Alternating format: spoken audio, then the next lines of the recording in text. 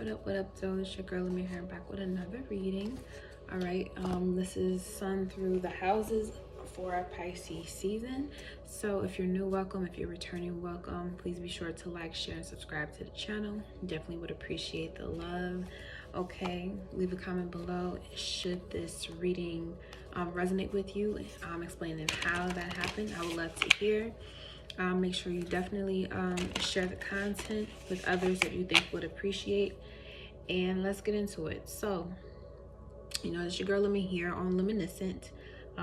We have the sun in Pisces right now. We just finished the full moon experience, going exact full moon yesterday. Saturn is officially in Pisces right now. Okay, so at this time, all right, we're gonna go into the 7th house energy, which is Virgo, opposite Pisces, right? So the sun in Pisces is about us being consciously aware of our beliefs or the belief systems that we have, especially when it's regarding to what can undo us or make us feel like we're losing our identity or ourselves or something of that nature. So with the Virgo energy, this is a big focus on relationships and knowing exactly who your enemies are. So you may become more aware of who or what your actual enemy is in your life. And more than likely, it's never really a person, but because the 7th house being Virgo is earth energy, it could definitely be someone that you know. They may be highlighting your belief system according to how you view yourself in relationships, or how you view the relationship you have with yourself. They're trying to show you what type of belief system you have through their, you know, ways of creating enmity between you and them. Okay, so we're going to start out with the Earth Warriors Oracle before we get into the Tarot of Divine, and do a 3-card pull. So let's see, what is the ancestral message for the Virgo energy?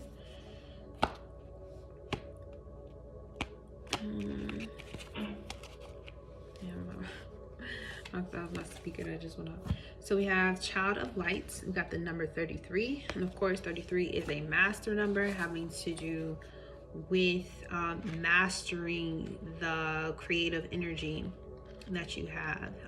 You're so mastered, in fact, that you're able to teach it to other people and be open to as much abundance as you can. 30, I don't know how I got that far. Let me go back. Okay, so I'm gonna just read the first part. I believe that's how I was doing it before, but you know, things change. Okay, so it says, there is a divine light that does not cast a shadow, nor does it cast judgment, even though it reveals truth.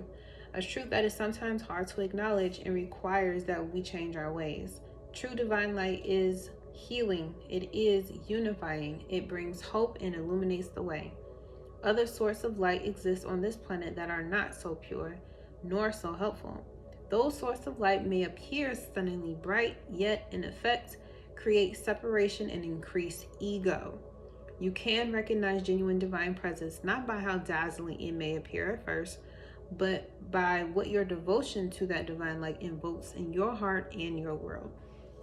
So it's saying to trust your feelings over appearances, move away from influences that create fear, negativity, or doubt in you. Reach out for that which uplifts your heart. Spiritual protection is being offered. Refuse to be dazzled by ego masquerading as something spiritual.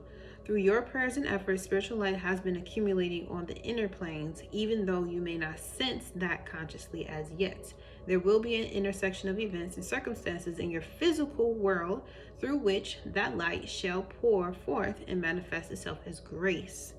Continue with your spiritual devotion. There is something truly good to come of it. Okay, Virgo energy, wherever you have Virgo in your chart, or if you have the sun in Pisces transiting your 7th house, basically what I'm getting for that is you need to remember that you are a child of light, a child of information. Especially Virgo is all about the info, right? It's all about what actually happened, what's actually taking place.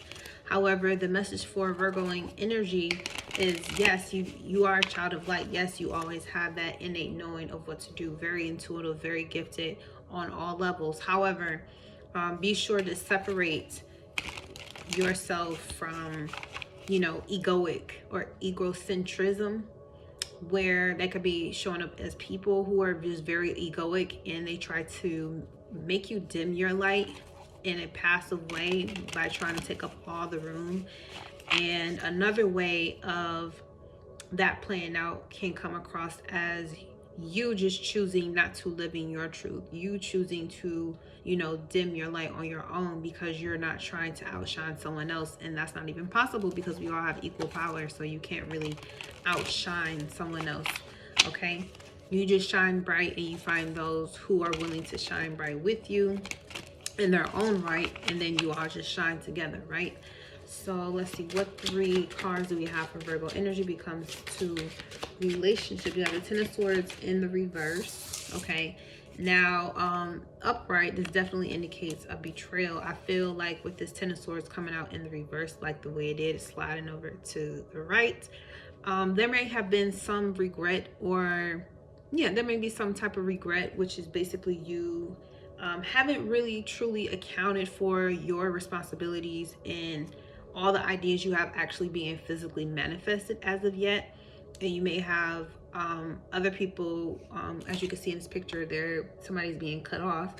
So you may have cut yourself off from some ideas that you wanted to manifest, or your interaction with, you know, a certain person or certain one-on-one relationships you have make you feel like your ideas that you want to create are under an elusive, you know, reality, and it's not really real. But each and every step that you take towards something is real. It is manifesting. It doesn't have to happen overnight, but it does take steps. And Virgo know better than anyone that incremental steps in your day-to-day process is key to changing your life. Now, being that it's an earth sign, time is a whole nother thing. Okay, all right, we got the Five of Swords here. I mean 3D time. Okay, Five of Swords here, also in the reverse coming out. Okay, and this card talks about how the sun setting and gives way to Isis, moon energy, right? In a state of grief. Okay, and it's more the grief of like, I can't believe this is happening. So for this card to even show up in reverse is like telling me like you're completely over whatever that conversation was that had to take place. So yeah, this Five of Swords is telling me like you're completely over this. But at the same time, you know, 5 is half a 10. So you need to make sure you take responsibility in the situation that the things that you actually can control. Which to me, it looks like your conversation, like the things that you say or the things that you think, that's the only thing that you truly have control over in a one-on-one partnership, right? Or a relationship of any kind.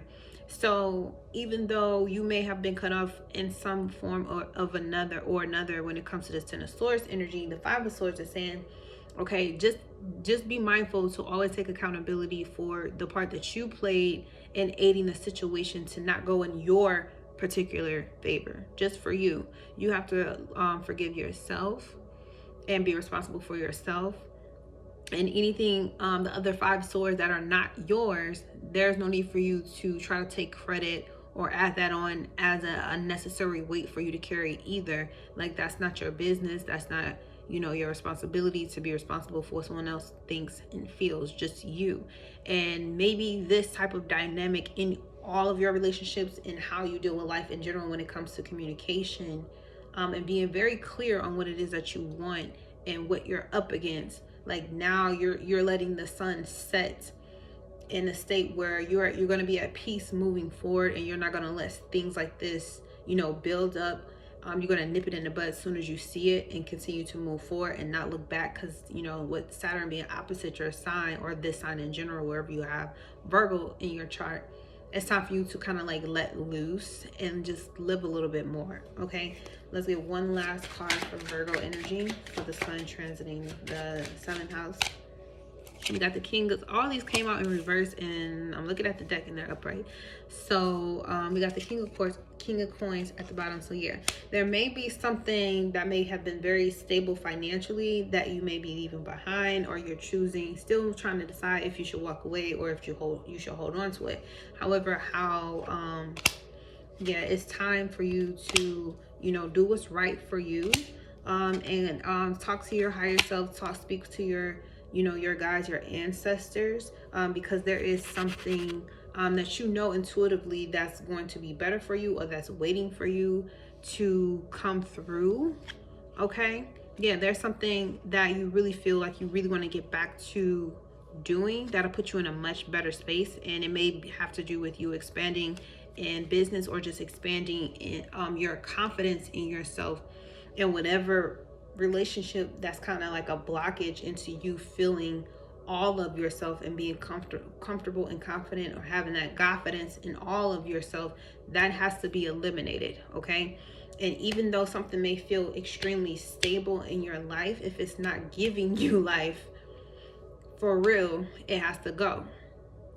Okay, you can allow your energy to be siphoned from you for someone else to use, yet at the same time you're still at ground zero. It's not going to be balanced. It's not going to be fair for both you and all who's involved and who you're connecting with, because we all affect each other. We are connected.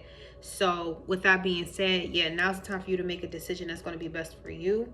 And this has a lot to do with you relying on your truth, your belief system. This is about making your hopes, dreams, and wishes come true in a way that you never anticipated. That's going to require you to rebuild the way that you, what you believe in, how you believe in yourself. That has to be rebuilt at this time. And again, it may take incremental, you know, steps day to day for you to, you know, rebuild your self-confidence, or yourself, or the belief system that you have for yourself.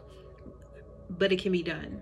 It will be done. It shall be done, because you don't have a choice. You have to do this, and you may have to do this without something or someone that you have become very comfortable with, because that comfort zone is keeping you from accessing, you know, your higher self. So it's time to make a decision that's going to be best for you. All right, so thank you so much for tuning into this message, and I hope it finds you well. If you're looking for a personal reading regarding this season, or a personal astrologer to assist, right now the first month is free. Definitely click in the link in the description box that will be available below, and until next time.